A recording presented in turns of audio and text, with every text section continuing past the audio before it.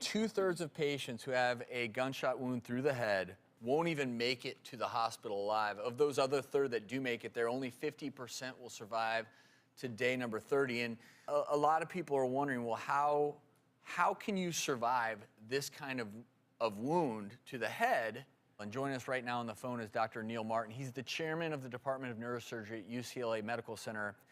And Dr. Martin, thanks for joining us. The thing I would love for you to highlight to us all is how you can have a bullet go all the way through your brain and yet still, at this point in time, have a pretty good prognosis.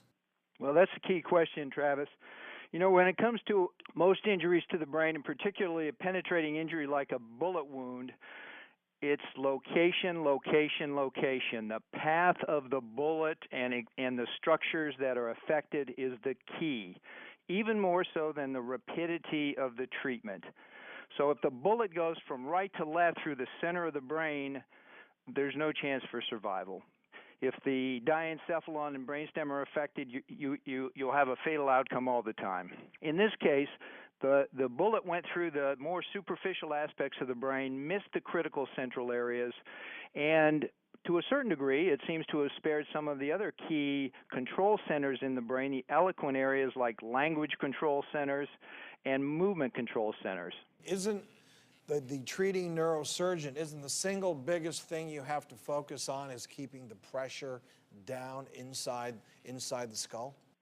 Well, that is a great concern. Now, in this case, we understand that a part of the skull was removed, a craniectomy was done. That allows the swollen brain to swell outwards and not be entrapped in the rigid compartment of the skull, because that can be fatal if it reduces the brain circulation or causes herniation, squeezing of the tissue through the openings of the skull. It's what's so interesting about the skull. It's designed to obviously protect our brain, but in this instance, with a gunshot wound, you have bleeding in the brain, swelling of the brain, then that skull, which is supposed to protect you, can actually cause death.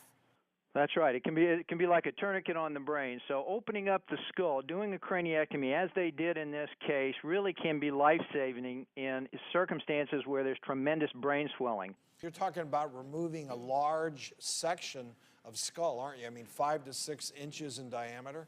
That's right. The majority of the skull on one half of the head is removed.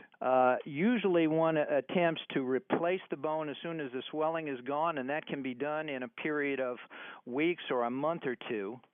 But in some cases, the circulation dynamic in the brain changes, and you can get buildup of cerebrospinal fluid on the side where the bone has been removed because it tends to migrate into that area. So it's not without its problems, but it can be absolutely life-saving in some cases. To wish her the best of luck for a speedy recovery, and so very blessed that this injury wasn't fatal. Dr. Martin, thank you for explaining this to us today. We really appreciate it. Thank you.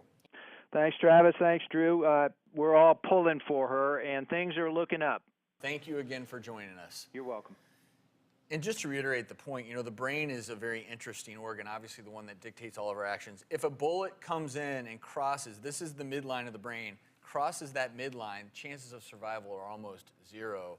But it sounds like the bullet came in, stayed on one side of the brain, and by avoiding crossing the midline, that's how she was lucky. And then you heard Dr. Martin mention this is the brainstem, and the brainstem is the area of your brain that basically takes care of all the functions that don't require any thought, like breathing. So if you knock out the brainstem, you're going to stop breathing, and that's going to cause virtually immediate death. So thank goodness it didn't do that in her case, but obviously there are still 6 people who died in this tragic shooting. Our thoughts and prayers go out to all of those families.